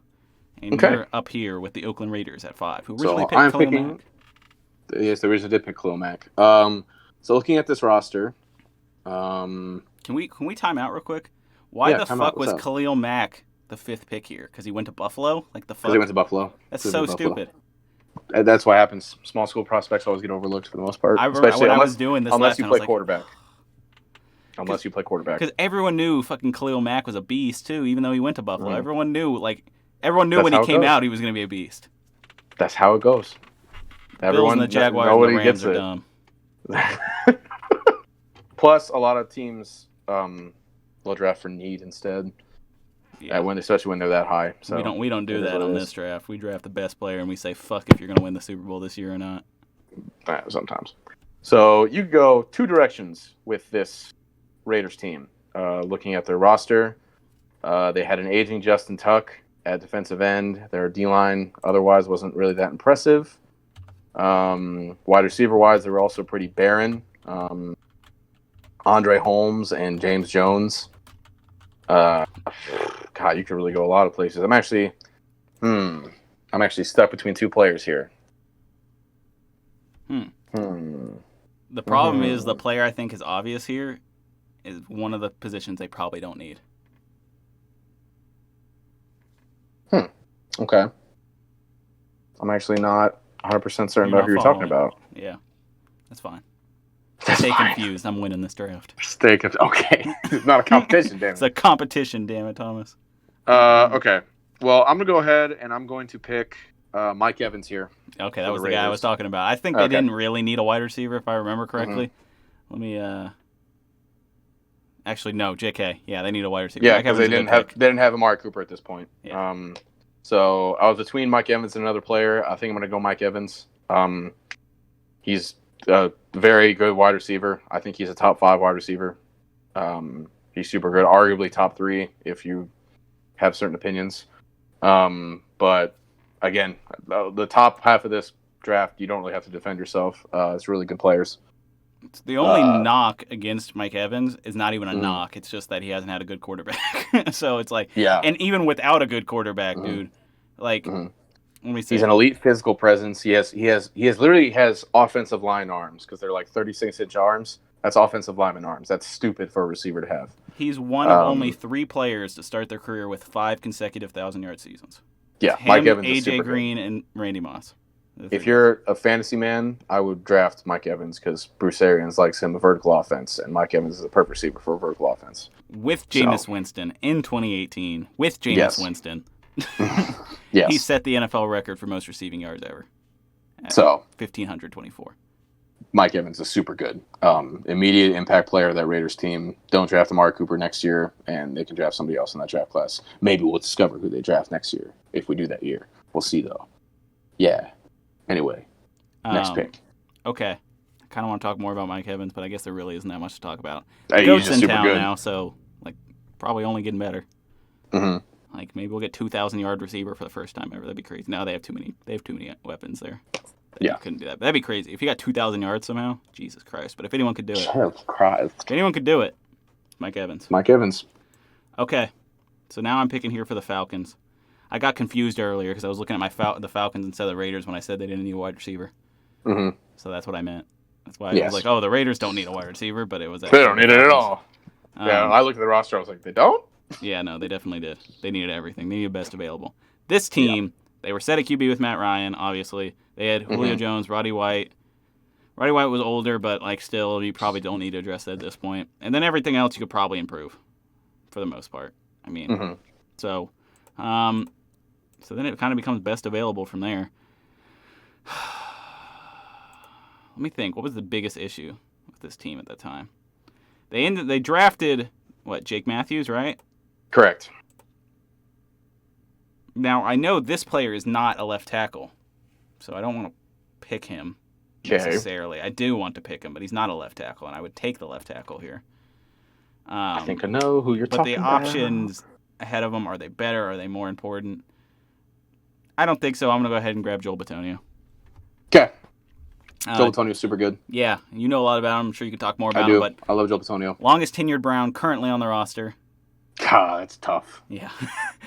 Injury problems, right? 2015, 2016? Not really. I wouldn't say injury problems. It just kind of happened. It was stuff that he already kind of he didn't get fixed for a while. Yeah, so you kind of have to take those years out of it. But one of the better tackles in the league last 4 years. Well, he plays guard for us. Oh, does he? Does he not play tackle?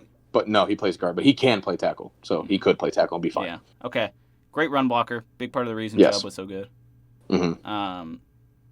Just 6 penalties since 2018.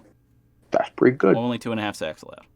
Yeah. Joel Bitonio I was so certain good. he played right tackle. So he played right tackle in college, or he played tackle in college, but he can play either. He did play some games at tackle for us. He's very good at tackle. It's fine. He can play tackle. No Shows problem. you how much I'm looking at that Browns offensive line. Yeah, at this point, you don't really need to look at it. It's just an offensive line. The problem with the offensive line, it's like you never see. Unless if you're a casual, maybe. But you know, ass, bro. What's your opinions on Dakota Dozier, bro? Don't talk to me about Dakota Dozier. Oh, you compare Joel Bitonio to Dakota Dozier? Shut up. Golly. All right. He's not even a starter for you, is he? No. You jerk. Yeah, the dude who started for you called me a name in college, so whatever. All right. So that's my pick. I'm going to take Joel Bitonio for the Falcons. You're up. Tampa Bay Buccaneers. Okay. Let's have him. So Tampa Bay Buccaneers here. Originally, they would pick Mike Evans. I'm just going to go with the best receiver available, Odell Beckham Jr. Okay, fair enough. Odell is good. He has some doubters because he hasn't really had bad seasons. He's still statistically been fine. The problem is he hasn't been bad. No, he hasn't been bad. He just hasn't been what he was when he first he's not one of the greatest receivers. If you just look statistically and production wise, he's more in line with a kind of just run of the mill, like a Robbie Anderson. Sure, he's statistically comparable with a Robbie Anderson in the last 3 years. But I also just think I think he kind of got a little too much hype because he went to New York and he had, of course, the catch, which whatever. Lock Hall of Famer for that, probably. Probably. The biggest thing about being in the Hall of Fame, I learned this from watching a podcast with the person who works for the Hall of Fame, is you have to have a moment, and he has one of the biggest moments of all time, so he's probably locked as a Hall of Famer. That's fucking stupid that's how they vote for Hall of Fame. You have Goodness to have gracious. a signature play. So that's dumb. But okay, continue on with your Odell rant. You can. He's really good. He's an elite route runner. I think he's got, besides Keenan Allen, maybe probably the best feet in the league for route running. The best footwork, best feet is kind of weird. Makes me sound like Rex Ryan. But he's really good. Yeah, he didn't have the best year for Cleveland. He was hurt the whole time. Apparently, he had a hernia, which hurts a lot. Do you know what a hernia is? Do you know what an actual hernia is? No. It's literally a hole in your lining of your soft tissue. So that fucking hurts. Yeah. Not a lot to say again about Odell Beckham Jr. Super good. Really no issues. So people say he's a diva. I don't think he is. Let me throw this scenario. What if things don't improve? He's just kind of where he's been, kind of just a lower end wide receiver 1 statistically for the rest of his career. Is he still this high? No. Just because he had, 2 dominant seasons and 1 good season. But he wouldn't be at this point if he doesn't improve on the things he needs to improve on, and he doesn't have I don't even expect him to have a baller season, just a very good season. Yeah. And if he ends up getting traded and still doesn't do very well there, then no, he's not this high. Okay. So that was my question. Okay. All right. So that's a fair pick at this point. It's since 2016, it's been rough for him a little bit, but we'll see. Okay, who am I picking for? Oh. The Brownies. So I had Joel Bitonio falling this far, and I was just taking Joel Bitonio. So yeah, that's who I took. He's not available here, so yes. I need to look. You guys really were pretty set. Besides, on the O line, maybe center. You could have used a center, but it's not like there's really any centers in this class. Yeah, solid, strong safety, free safety. You got a decent safety combo at this time with Dante Hittner. And he was so bad for us. But, I know, but he was okay. He got blocked by Peyton Manning, bro.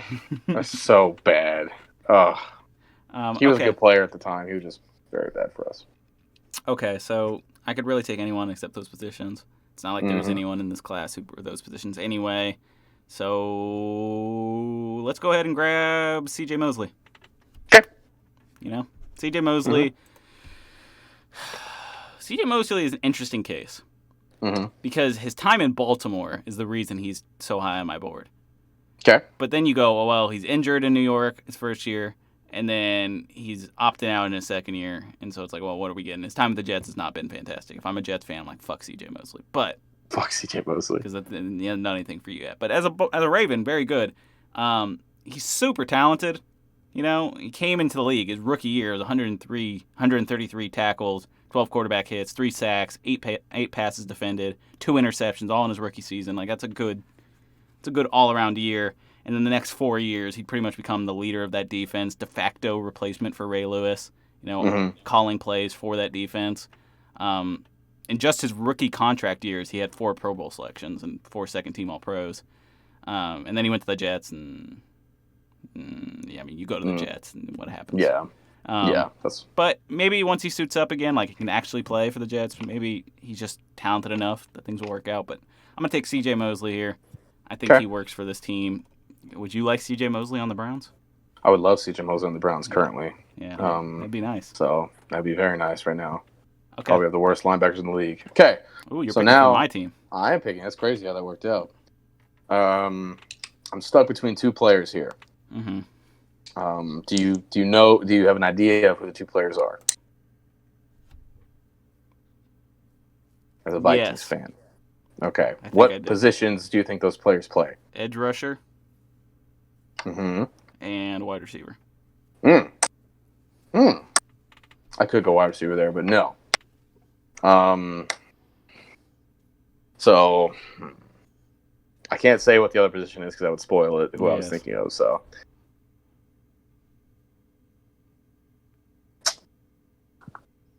looking at the Vikings roster, their front 7 specifically. So here they would draft. This is Anthony Barr year, correct? Yes, it's Anthony Barr. Okay, so Anthony Barr is very, very good for the Vikings. He's a really big part of that defense, honestly. He was very, very good. He was. That's true. I guess he'll probably end up getting drafted here at some point, and then I'll talk about him more. Yeah. Okay. Looking at the defensive line, you did not have Danielle Hunter yet. Nope. You had Brian Robeson, who I believe this was his last year. I think correct? No, he retired a year or 2 ago. He just recently retired. He was pretty fucking old. What team was he on? Was he on the Vikings? He's been the whole he was on time? the Vikings the whole time. I He guess was our just rotational been forever. DN for Everson. You just had Sharif Floyd, who was actually playing very well before his surgery got botched. So that sucks. Yeah. Still had Captain Marlin, who was doing very well.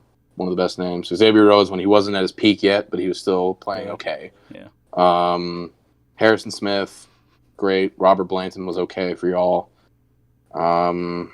Your O-line was actually okay at this point. Matt Khalil, this is the year after Matt Khalil, so this is when he was still actually pretty good, right? Or was No, this... it was his first year. Was his only. It was his rookie year. He was good. Okay. Well, you didn't know it was going to be that bad yet. So No, yeah, we still weren't convinced. But in hindsight, we know. But there's no. In hindsight, yes, but there's no one here. But I know who you're thinking about, but I don't know. Okay. Wide receiver, you had Cassie. Why you see wide receiver then? Because you had Cordero and Greg Jennings. Yeah. So now I have to ask myself. Was Zimmer the coach at this point? Okay, then never mind. You're taking Jadeveon Clowney here. Yeah, he's the next on my board, so. Yeah. I'm kind of surprised he fell this far, to be honest. It's because with injuries. It's the same reason once you hit this point for pretty much the rest of these prospects. Yeah. That, like, the talent is, like, but the consistency is way down here. Like, you don't know. I think he's been kind of plagued by injuries. He still hasn't signed with anybody, has he? No, he has not. He is still not on a team. That's very surprising to me. Probably wants too much money, but does he deserve he's still that money? super good. No, if he's asking for $20 million per year, but he's just not on the field because he's had like 2 or 3 microfracture surgeries, which is like that's a big deal. A lot of soft tissue stuff. He had 2 games when he was on the Seahawks where he dominated the entire game because they finally played him at defensive end. The Texans put him at rush linebacker for some reason. I have no idea why they did that. That's one of the worst moves ever. Like, no clue, because they were like, well, we got to put him at rush linebacker so we can have J.J. Watt on this side and, like, Duke Alojafor on the other side. Like, what are you doing? Yeah. Whatever. And they dropped into coverage a lot, which also makes no sense. But, yeah. Very talented player. I think Zimmer would just be like, hey, you're playing defensive end, by the way. And I think he'd actually develop him into a much better pass rusher than he currently is. Because right now, he is a good pass rusher. He's a much better run stopper. And much better at just shedding blocks in general than actually having a pass rush plan. Mm-hmm. I think that's an easy pick. You'd have, if everything worked out, you'd have Clowney, Sharif Floyd, Linval Joseph still playing very well, and Everson Griffin still playing very well. That's pretty good. And then eventually Danielle Hunter when Everson Danielle Hunter. Yeah, so that's pretty good. That'd be a good D-line. And we're kind of in a shit show right now, so yes. I'd like to have Jadeveon Clowney. So yes. Still holding out hope. Maybe we get Yannick Ngakoue or Clowney somehow. That'd be cool. I want to get Yannick Ngakoue. I want Yannick Ngakoue. What the fuck? No. We're going to trade second and more shitty players for the theme with this class is, like, guys get injured a lot. And they're really talented, but they get injured or they're just not consistent. And, Clowney, tons of talent. He's talented enough to be a top edge rusher. Like, it's there. It's just he's inconsistent, and the health, and it's just not enough motivation to warrant giving him money to be on a team, like you said. Yeah. Because it's just it's hard when you have health problems, and sometimes you're not giving 100% effort. But when he's on, he's on. So yes, he can be a top 10 player in this class. Like he's just that talented. Yes. Okay. So you picked for my Vikings, the Minnesota Fighting Vikings. Fighting Vikings. I am now picking for someone in the same division, the Detroit Lions, who picked Eric Ebron here. Not a good pick. No. He would have a much better career in Indianapolis. I also don't know why you pick a tight end in the top 10. But that's because that's players. Unless that's it's the Rob draft we Gronkowski, need. who I got picked first overall in our first round. Yeah. That's the only case where that kind of works. Because Eric Ebron is not Rob Gronkowski. He is not. This team didn't need a quarterback because they had Matt Stafford. Wide receiver was still fine at this point. You could address it, but I think it's fine enough that it's not a super big priority. And then probably free safety as well. They probably didn't need one. Not that there is any I would pick here anyway. Okay, so the next on my board would be a wide receiver probably. Yeah. But I just don't know if it's worth picking him here. There's another guy I have a little bit lower on the board who I'd love to rank in the top 10 on my big board, but I can't. Mm-hmm. But I'm sure he'll end up getting drafted, and we'll talk about him. Okay. I'm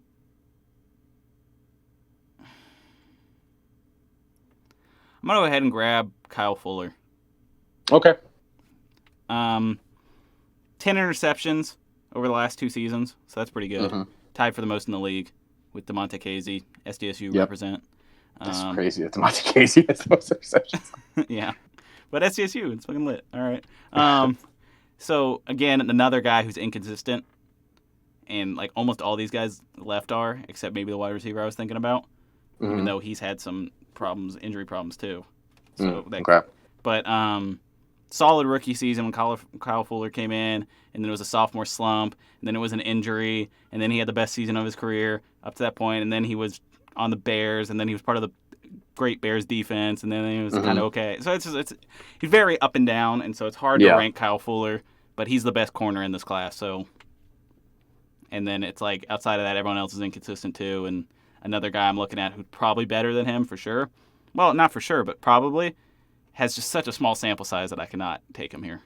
Okay. And after saying that, you probably know who I'm talking about now.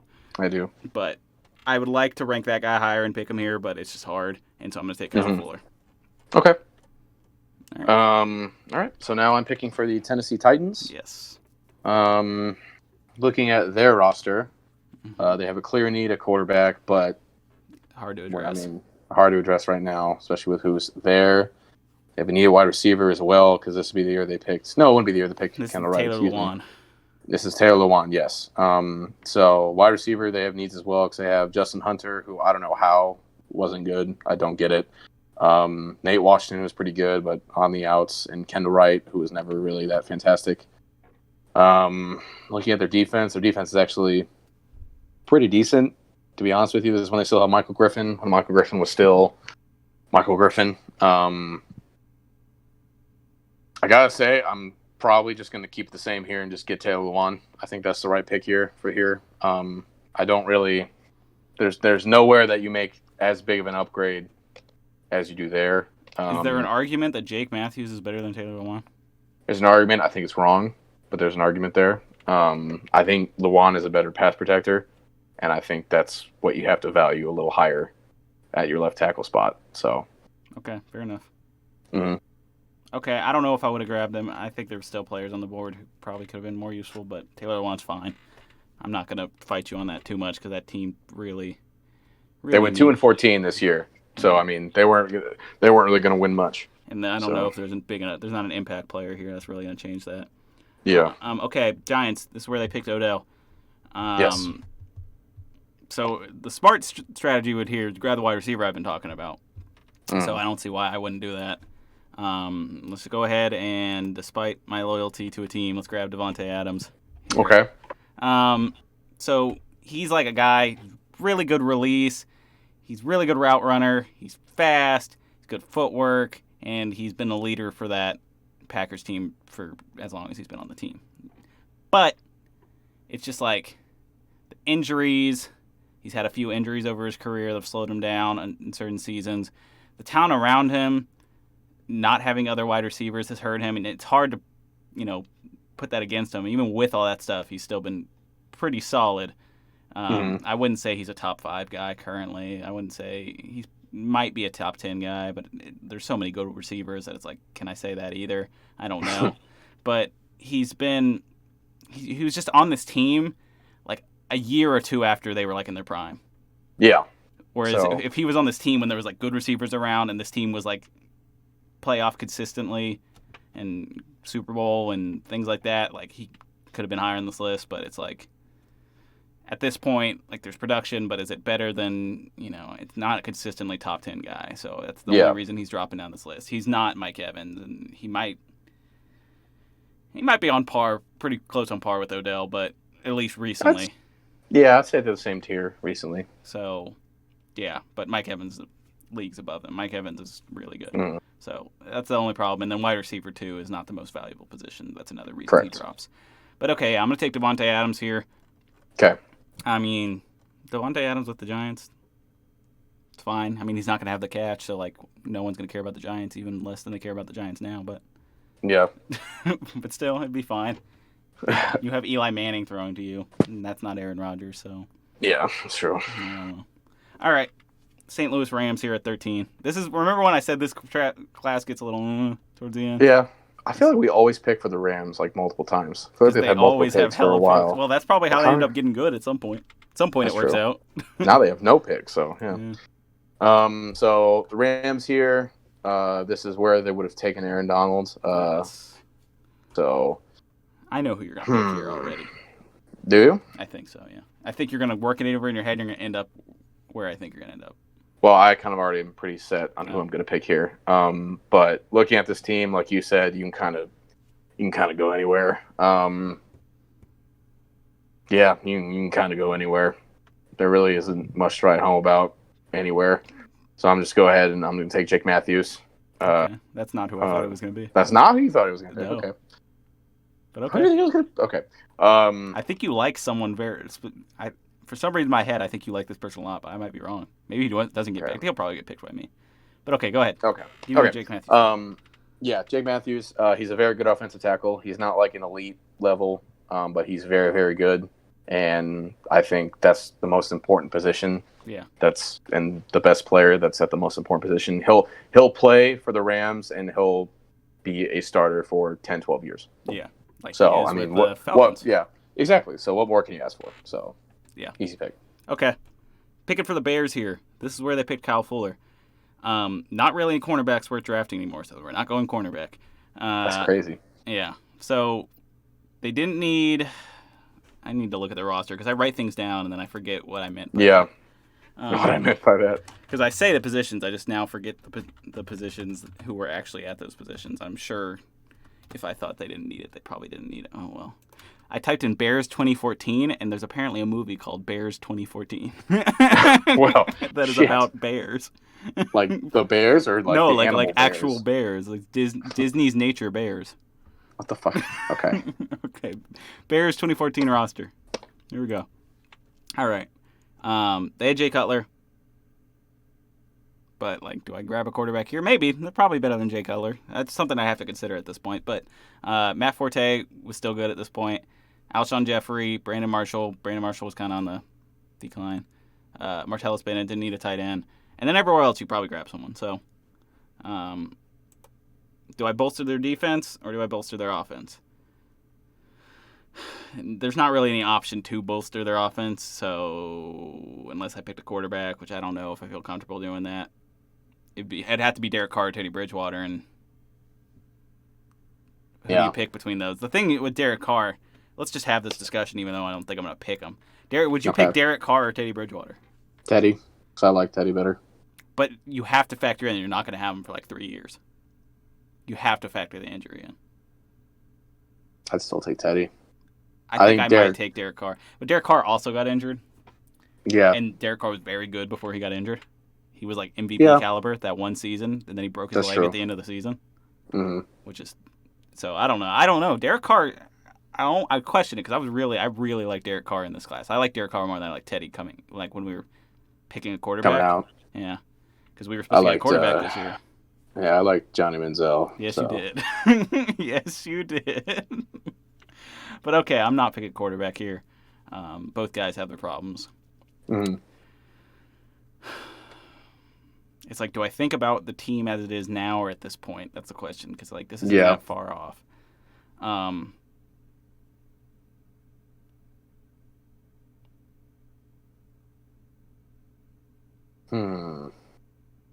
gonna go ahead and grab.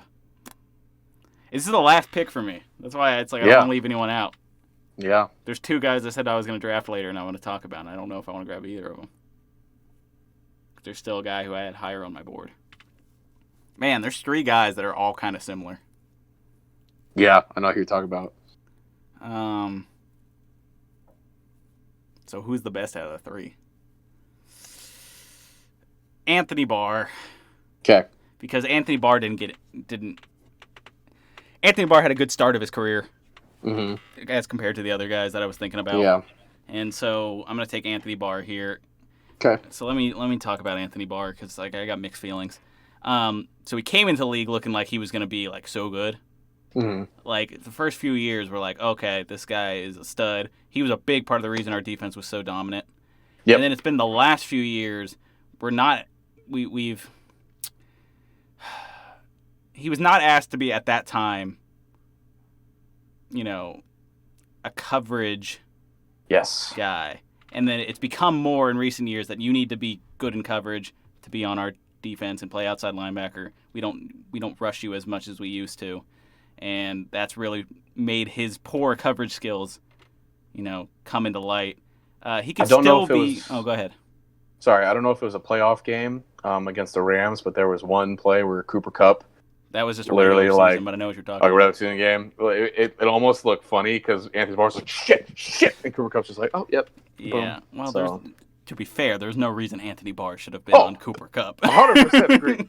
That was poor. That was unfortunate. But so he could still be good. It's just he's a pass rusher, and I think we're gonna do that this year because we don't have like a solid edge guy. That there might be situations where we line Anthony Barr up at defensive end, and I think that might work out for us. That might work out better. Yeah, depends on his hands. But I don't know. I have to think about who the Vikings have as who could replace him. I mean, we have DeMarcus Gates. We cut him.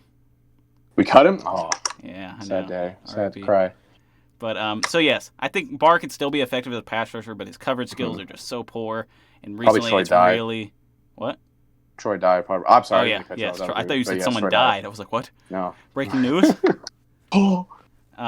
Yes. Anthony Barr's career, the best of it is probably behind him at this point. Mm-hmm. Still, he was the leader of like one of the top defenses in the league for like a couple of years. Mm-hmm. And so past performance, he'll make the cut here, just barely, but he'll make the cut. Now it's up to you, and I'm curious because I think there's 3 guys here who should make the cut. Yes. And so this is actually. I wonder if you have. I have a wild card in here that I don't think you have that you might have missed. You might. He's probably on my just off. Actually, I think I have your wild card, but we'll go through it. So the Steelers here originally would pick Ryan Shazier, who was super good for him. Very good. It's unfortunate that the one play that left him paralyzed. Apparently, I don't know if he's like full go walking again, but he's like, I want to play football. And that's it's not like, going to happen. But dog, yeah. At least you're up and moving. Yes. If Ryan Shazier didn't get hurt, he probably would have been the first linebacker taken in this. Not well. If you count Khalil Mack as a linebacker, then no. But yeah, before Anthony Barr for sure, and before C.J. Mosley, I think. Yes. Probably. So that's the only reason why he's not in here is because of the injury. Which maybe that would have happened to anybody, but whatever. You can't really speculate on that. So looking at the Steelers roster, at this point they had the Killer Bees, which has been Roethlisberger, Le'Veon Bell, and Antonio Brown. And Antonio Brown wasn't yet a crazy person. Yep. Still had Heath Miller, who even though he's just kind of was like a Pittsburgh, like whenever he caught the ball, that's when the Steelers fans were all like, Heath, and I thought they were booing at first. I didn't understand. Mm-hmm. Their O-line was still very good at this point. Marquise Pouncey wasn't playing awful at this point, like he has been for the last couple of years. Raymond Foster still a very good guard. David Castro super good. Marcus Gilbert still fantastic. Kelvin Beachum still really good. Their defense, if you look at it, Cameron Hayward, Jason Worldis was super good for them. He kind of played the rush linebacker position. He retired because he was like, I don't want to go play football anymore. But he was super good. I kind of wish he kept playing because he was so good. They had Lawrence Timmons, who was kind of coming down. Arthur Motes, who I thought was going to be really good, that wasn't that good. Decent corners in William Gay and Bryce McCain. One of Troy Polamalu's last years. Mike Mitchell, who was still okay at this point. Not a whole lot of room for like mega improvement, I think, across the board. They also had Martavis Bryant at this point, who was super good for them and who if just stopped smoking weed, dude. Like, good Lord. Like, it's not hard. You're grabbing an edge rusher, Thomas. Am I grabbing an edge rusher? I think that's all that's here, so. I'm grabbing an edge rusher, you say? I'm not getting D Ford if that's what you're thinking about. There's 2 other guys you could grab, too. Okay. Edge rusher. I'm looking now because now you've caught my attention. The edge rusher wasn't even a part of the equation. Oh. To be honest with you. Oh, my 3 guys were edge rushers. Or pass rushers. Pass rushers. But edge rushers, I think. I think they're all I edge don't rushers. know. If it wasn't D Ford, I really don't know who you're talking about. I mean, D Ford was one of them. Yes. Well, let's talk it out. Let's talk it out because this is the last pick. So. Well, yeah, talk it out. So who are the players? I had D Ford, Shaquille Barrett, and Kyle Vinoy. Okay. See, I count them all as LBs, so that's why it threw me off. Oh yeah, they're pass rushers. Because the pick I have is Shaquille Barrett. Well, that's a pass rusher. What the fuck? Okay, but he plays LB, so it threw me. I was thinking defensive end. But yeah, Shaquille Barrett would be the pick here. Kyle Van Noy. I originally did have Kyle Van Noy because that was my Shaquille wild Barrett's card that I didn't know if you were gonna have. Yeah. So the thing about Kyle Van Noy is he was drafted by the Lions, I believe, and he was not good in Detroit. He had his moments, but he wasn't good really at all. He was super good on the Patriots, and there seems to be this trend of Patriots players that were started somewhere else and then go to the Patriots and then go somewhere else and just be like, and then come back to the Patriots and be good again. Patrick Chung being a prime example of that. He went to the Eagles and he was terrible. Not terrible, but he just wasn't very good as their safety for a while, and then he came back to the Patriots and he was really good again. Shaquille Barrett's only had one good year, sure, but he didn't. I wouldn't go like, I mean, he had one good year. He had one good year, but 2019, 2020 was 19.5 sacks. Every other year of his career was 17 sacks total. Yes. I think the Steelers would get the most out of him because, as much as I hate to say it, the Steelers have been a very well-coached and ran organization They don't need Shaquille Barrett. They don't, but I think he's the best player available, and I think they'll work him in somehow. You know what I mean? He can still fill the same role, not quite as good on coverage as Ryan Shazier, but I think for the time being, him and Jason Worldis, along with their D-line, that's very, very good. I would say that's almost unblockable. The only thing that scared me about him is, like, are you then committing, like you said, like the Steelers maybe can coach him up better, but he was in Denver, who has Von Miller, so it's not like, That's true. And then Bradley Chubb hasn't been bad. Like, it's not like they can't coach DNs. So, and pass rushers. I mean, people just develop at different rates, I guess, so. Yeah, it's hard to say with Shaquille Barrett because it's 1 year, and that 1 year is very good, and it's the most recent year, so then it's like, well, but man, that's a hard one. It's a hard one. It could just be possible Denver didn't know what they were doing, but like, yeah, I doubt it though. It's so weird. It's a weird anomaly. I mean, I guess we'll see if he continues even. So I don't know if he can replicate the season, but he can probably still be pretty good. I said, what did I say? If he can be half as productive for the next few years, then he'll move up higher on this list for me. Yes, I agree with that as well. So that would be my opinion. But the other two, D Ford and Kyle Van Noy. Yeah, I think both of them probably should have got drafted. Yeah.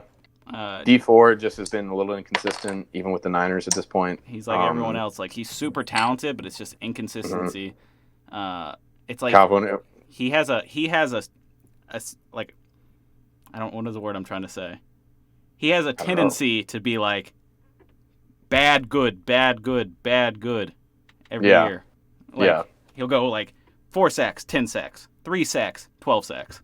Like, I don't know. It's so weird. Yeah.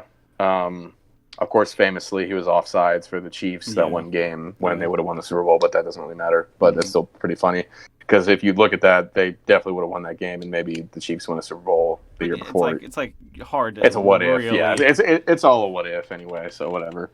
But yeah, so players that were left out that I like, Allen Robinson, it's a wide receiver out of Penn State. Fair enough. I love Allen Robinson. Yeah. I think if he had a quarterback, I think he'd be a top 5 receiver. I think he's super good. Top 5, that's bold. Yes, a lot of good receivers in the league. With confidence. With confidence, I say with confidence. I don't know if I'd say it with confidence. Brandon Cooks, of course. He has injury issues. We talked about Derek Carr and Teddy Bridgewater. Jarvis Landry. Telvin Smith. Yeah, but I think that before he left Jacksonville because he had to go on a mental leave or whatever, I think it was more because just Tom Coughlin was like, Freeman. I'm terrible. Yeah, I don't care about running backs though. But, yeah, but unless they're Le'Veon Bell, I don't care. Yeah. That's true. He's the one we picked. Yeah. No, that'll change other, whenever we have some guys that are going to come up here. So Yeah. we're definitely going to end up being picked in the top 15. For sure. Some really good offensive linemen, too, like Weston Richburg, Gabe Jackson, Trey Turner, and Charles Leno Jr. Mm-hmm. But otherwise, that's kind of all that caught my eye. Yeah, I the rest agree. of this class, It's all the so. same guys. So, okay, Yep. I think this was a good one. Yeah. I think this was a good one because these guys were so like yeah, we had our first two, and then everyone else was kind of like, okay, we need to kind of think about this because, Yeah. especially towards like after like Mosley, but even with Yeah. Mosley, after Mosley, it becomes like, well, these guys are kind of like, what are we getting? It's inconsistent. Like there's a high level talent, but then there's very low Low-level lows. talent. Yeah, so it's like, I don't know. But, okay. Anyway, that's our show. Where are we at? We're sitting at 1 hour and 51 minutes, which will be trimmed up a little bit because I got to cut off the front of the show, but it won't be trimmed up that much. Yeah, that's true. Probably like hour 45. Well, no, it won't be. We didn't sit there and fuck around for 5 minutes. Hour 49. Yeah. So, okay. Thanks, guys, for watching. Make sure you go follow us on Twitter, Extra Point Media, right there. Like, comment, subscribe. And, Smash that motherfucking like button. Yeah, smash that motherfucking like button. And we'll Let's see you get guys some next views week. on YouTube. Please. More than 12. Please. All right. See you guys next week. Toodaloo. Bye-bye.